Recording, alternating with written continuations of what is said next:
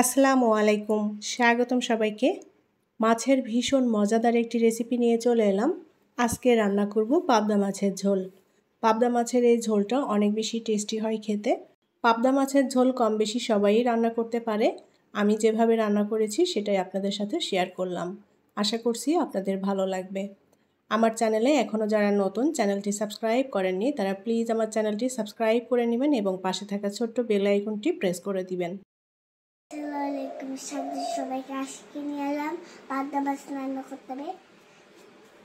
রান্নার জন্য আমি এখানে পাবদা মাছগুলো কেটে ধুয়ে ভালো মতো পরিষ্কার করে নিয়েছি। আর মোটামুটি বড় সাইজের পাবদা নিয়েছি এখানে রান্নার জন্য। পাবদা মাছে ডিম আছে, ডিম সহই রেখে দিয়েছি। এখানে আমি 6টা পাবদা মাছ নিয়েছি। যারা কাঁচা মাছ খেতে পারেন না তারা মাছে হলুদ লবণ লাগিয়ে হালকা ভেজে নিতে পারেন। আমি মাছটা কষিয়ে রান্না করব। রান্নার জন্য প্যানে আমি তেল দিয়ে দেব 3 টেবিল চামচ। এখন এই তেলের মধ্যে দিয়ে দেব পেঁয়াজ কুচি। পেঁয়াজটা হালকা ভেজে নেব।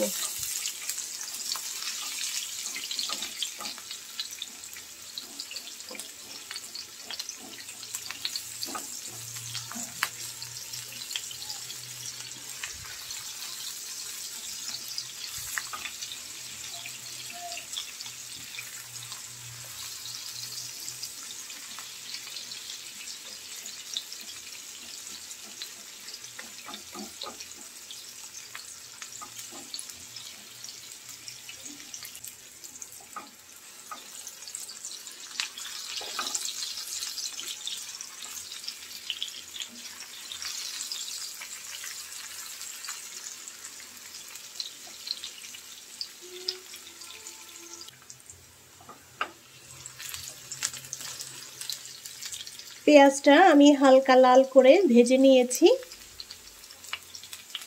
পানি দিয়ে দেব, লবণ দিয়ে দেব স্বাদ মতো, শুকনো মরিচের গুঁড়া 1 চা চামচ, জিরার গুঁড়া 1 চা চামচ,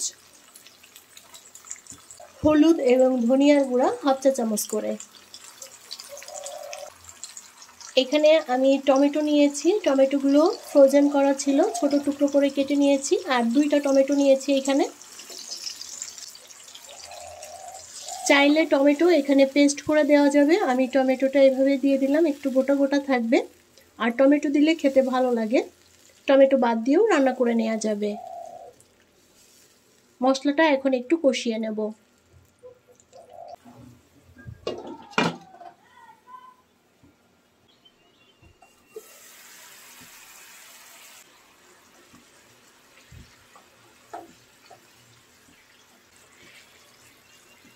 এই মশলাটাকে খুব ভালো করে কষিয়ে নিতে হবে। মশলা ভালো কষানো হলে মাছের টেস্টটাও বাড়বে।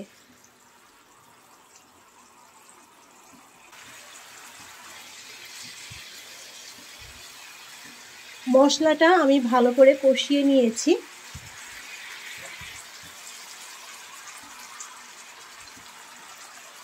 এখন এই মশলার মধ্যে আমি পাবদা মাছগুলো দিয়ে দেব।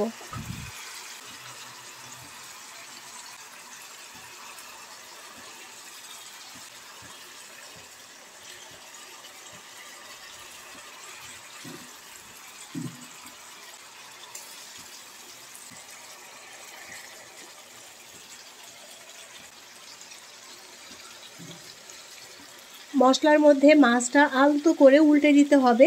পাবদা মাছটা খুবই নরম, এটা বেশি নাড়ানাড়ি করতে গেলে ভেঙে যাবে। আমি জাস্ট একবার আলতো করে একটু উল্টে দেব।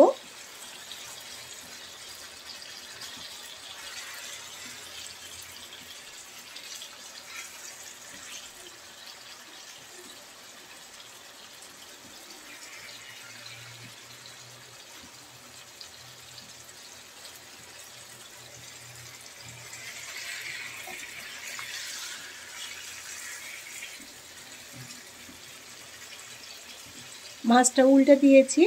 এখন এইভাবেই আমি একটু কষিয়ে নেব।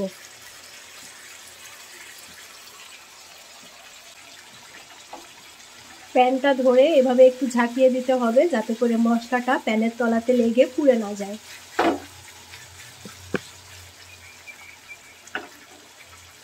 ঝোলের জন্য পানি দিয়ে দেব।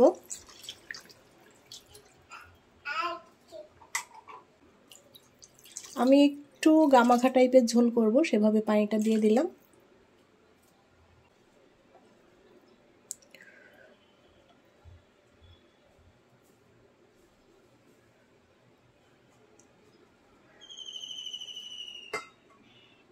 কাঁচামরিচ দিয়ে দেব। কাঁচামরিচগুলো চিকন ফালি করে কেটে নিয়েছি। ঢেকে দিয়ে রান্না করে নেব।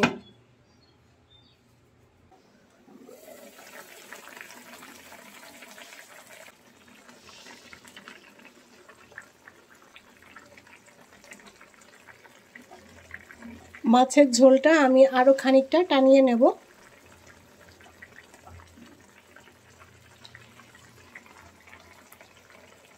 এই পর্যায়ে মাছ নাড়াচাড়া করতে গেলে ভেঙে যাবে, তাই প্যানটা ধরে এভাবে একটু ঝাঁকিয়ে দিলেই হবে।